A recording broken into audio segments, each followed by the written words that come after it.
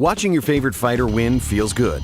Watching someone you hate lose feels even better. This is a list of fighters most fans rooted against, making them some of the most satisfying defeats in MMA.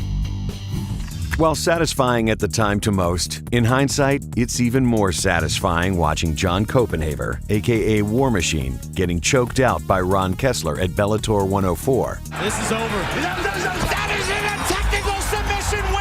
War Machine, who had a long history of assaults, chose his ex-girlfriend Christy Mack as his last victim. Last August, police received this emergency call from her home.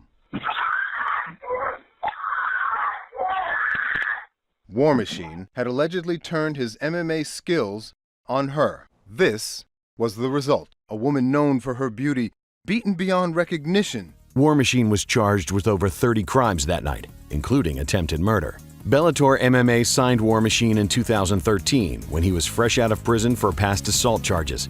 He won his first 2 fights in the organization, but in the last fight of his professional career, fought Ron Kessler in October of 2013. That is tied, and Kessler looking to finish for the upset win! This is over. That is in a technical submission win! War Machine is currently awaiting trial and denies many of the charges levied against him.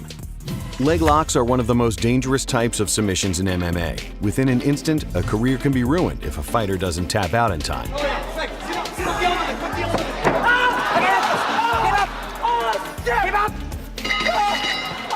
Husamar Palhares, a leg lock specialist, has been shunned by the MMA community for not letting go of submissions after his opponent taps out. Gets a hold of that heel hook and watch him crank this thing, and he's tapping and he's still not letting go, and he's still not letting go. And that is all it takes to rip apart a knee. Palhares was suspended for 2 years after one such incident against Jake Shields. Now you can end someone's career here. That's it. Here it comes. There's the tap. Mazzagatti pounding on him, and then finally... Palhares ignored the Nevada Athletic Commission suspension and continued to fight anyway, most recently at Venator 3 in Milan, Italy. This could be it! Over! This fight's over! In another moment of karmic justice, Palhares accused Nate Marquardt of using grease during their fight, making it easier to slip out of leg locks easier. Husamar, not known for his fight IQ, made the accusation mid-fight. Ultimate Fighter coming up next. He lost it. And Marquardt with a big shot. Marquardt used the opportunity to finish Palhares via TKO. Oh, look at this. He's saying that Nate Marquardt's legs are greased up. See, he's pointing at Nate Marquardt to say he's greased, and that's when he gets tagged. The referee examined Marquardt's body, and no grease was found. Just to clear up the controversy, it seemed that Palhares was complaining that your legs were greased. The doctor checked it, the ringside, the commission checked it, totally clean. There is no controversy. The referee checked it as well. That's right. In a viral video that has almost 20 million views on YouTube, tattooed fighter Julian the Jackal Wallace attempted to intimidate his opponent Ben Wynn at the weigh-ins of Nitro MMA in 2014. Wynn, who looks like the perfect target to steal lunch money from, wasn't intimidated by the Jackal's antics. But on fight night, it was Wynn who stole the Jackal's lunch money.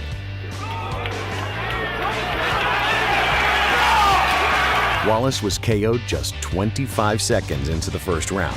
One fight later, Wynn was signed to the UFC and is currently 2-0 in the organization. Calculated, stone-cold killer. Look at this.